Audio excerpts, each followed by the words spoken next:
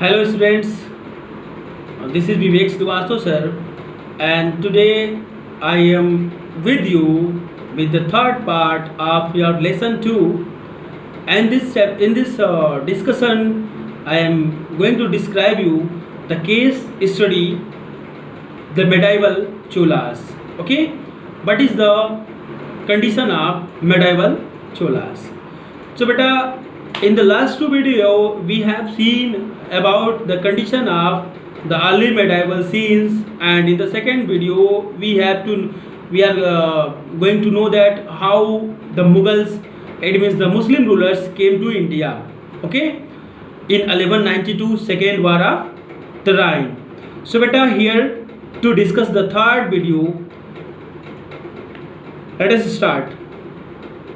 Okay, last year you read about the powerful Chola kingdom. It means in the classics you have read about the powerful Chola kingdom, the ancient time who have been mentioned in the Sangam literature. It was mentioned in Sangam literature. Okay.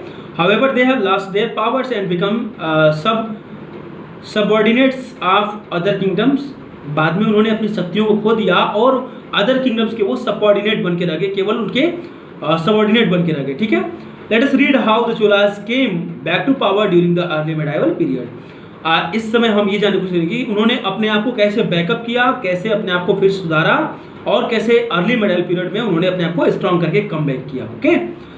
In the mid 9th century, Viziala laid the foundation of the medieval Chola kingdom.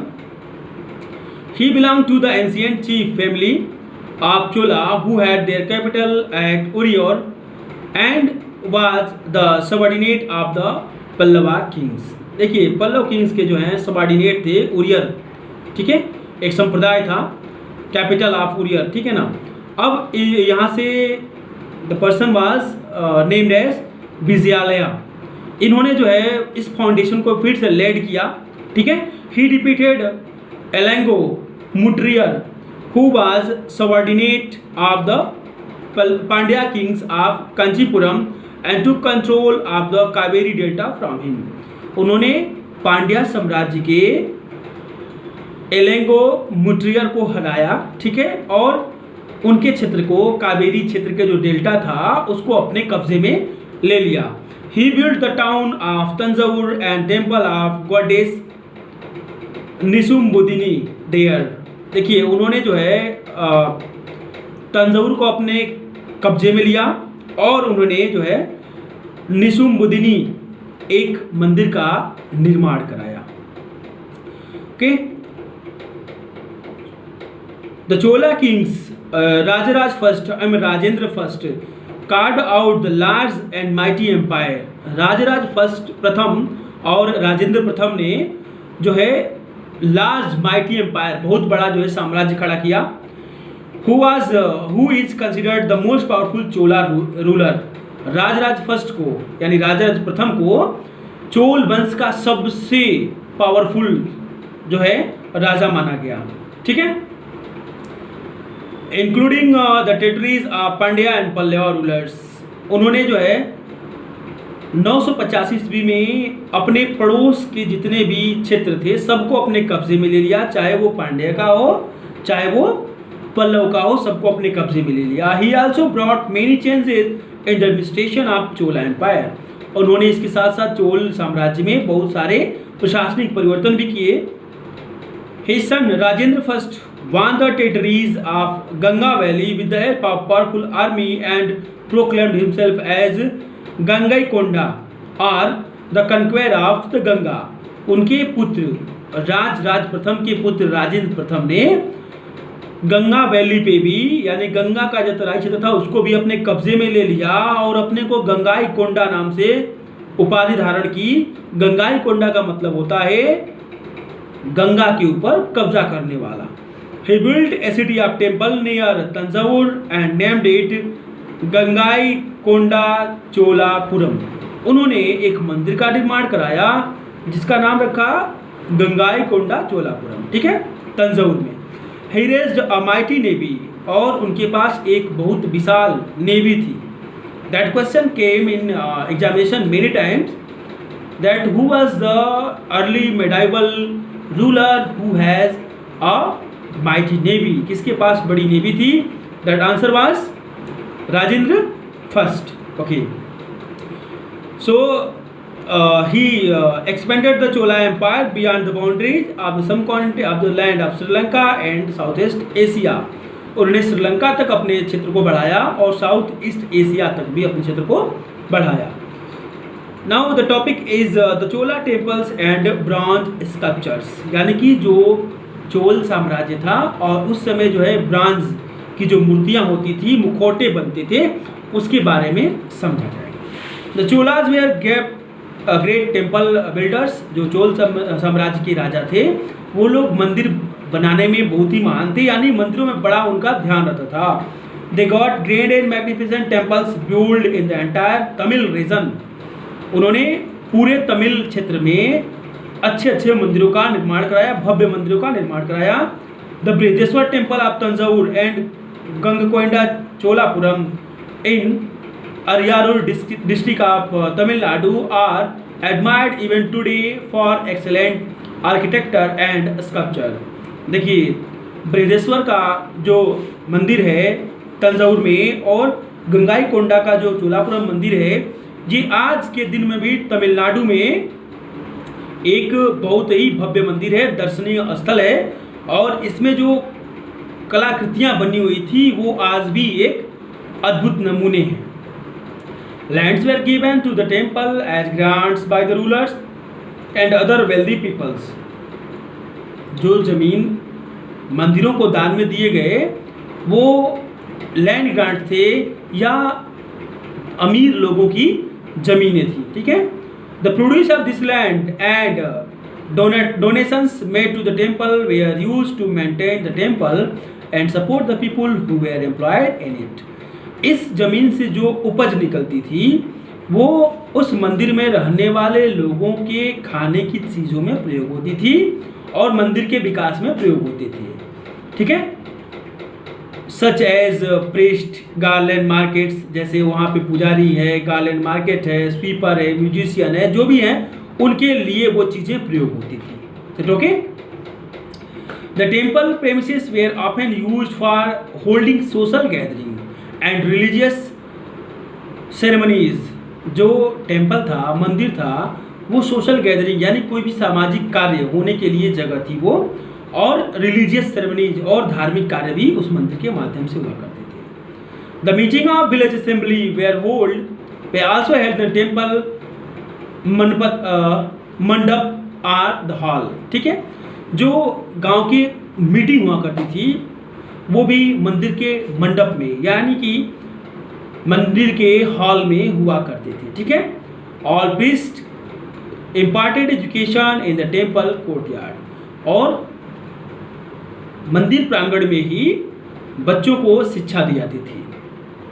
Many traders who came to India would come to the fairs to sell their goods. The temples also become centre of craft where stone and metal sculptures were produced. मंदिर जो है व्यापार का भी स्थल बने. इसके अलावा जो है वहाँ से पत्थर से बनी हुई मूर्तियाँ भी बनने शुरू हुई. The Chola bronze imagine figure 5 जो देखिए आपके बुक में दिया गया है, एक डांसिंग मोड में एक फीमेल लेडी का एक फिगर है जिसको उस समय जो है 11वीं सेंचुरी में चोला ब्रांच से बनाया गया और इसको लॉर्ड शिवा यानी भगवान शिव का नाम दिया गया. ठीक है. With the image of Nataraja at the temple of Chidambaram being one of the most remarkable among them. और इसी तरह एक नटराज की जो है डांसिंग प्रतिमा है वो भी उस समय की सबसे अच्छे एक्टिविटीज में से एक थी. Next topic is promoting agriculture, यानी कि खेती को प्रमोट करना, कृषि को प्रमोट करना. Chola kings were special attention towards developing irrigation. Chola राजाओं के पास जो है सिंचाई के लिए जो है बहुत बड़ा ध्यान दिया उन्होंने. ठीक है. Large areas of land were brought under cultivation. इस मेहनत से बड़े बड़े जो क्षेत्र थे उसको कल्टीवेशन में, खेती में लिया गया. And levelling the uneven lands, और जो है अनइवन लैंड को भी लेवल किया गया. ठीक है. The delta of river Kaveri that was a part of Chola Empire was a blessing for agriculture activities.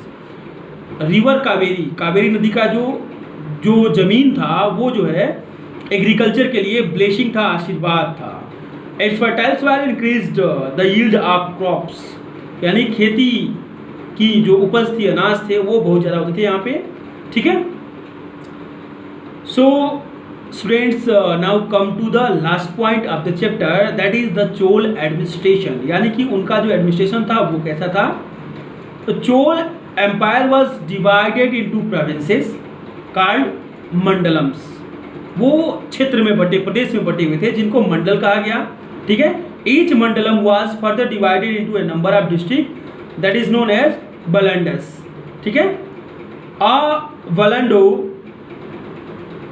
A Valanadu comprised a group of villages called kurrams, okay, or nadus or kottams. Write the names. The province's name is Mandalam. It is Sanskrit word Mandalam. Then Mandalam was divided into districts known as Valanadu. Okay, Valanadu. And Valanadu next divided into villages named as kurrams or nadus or kottams. Clear? The smallest administrative unit in the village are gramam. जो सबसे छोटी unit थी उसको ग्रामम कहा गया, यानी ग्राम कहा गया, गांव. Okay. Larger towns were known as taniyurs. जो बड़े टाउन्स थे उनको तानियूर्स के नाम से जाना गया. Okay. In towns, the administrative functions were sometimes looked after by the association of traders known as nagarams. देखिए, जो ट्रेडर्स थे बड़े बड़े, उनके द्वारा जो है टाउन्स का एडमिनिस्ट्रेशन देखा गया. जो विलेज का एडमिनिस्ट्रेशन था वो सबसे बड़ा एग्रीकल्चर का प्राइमरी जो ऑक्यूपेशन था वो एग्रीकल्चर था. This led to the emergence of many settlements of the peasants name as urs. जो पीजेंट्स थे उनको ऊर्स बोला गया. Each ur had an assembly of landlords that elected the village council. और हर ऊर में जो है एक लैंड लॉर्ड का इलेक्टेड लैंड लॉर्ड होता था जिसको विलेज काउंसिल बोला गया. Village council and the nadu performed many administrative functions including providing justice and collecting taxes. अब जो विलेज काउंसिल था और जो नाडू था उनके पास क्या काम था. उनका काम था कि उस गांव का एडमिनिस्ट्रेशन देखना और टैक्सेस को कलेक्ट करना. ओके.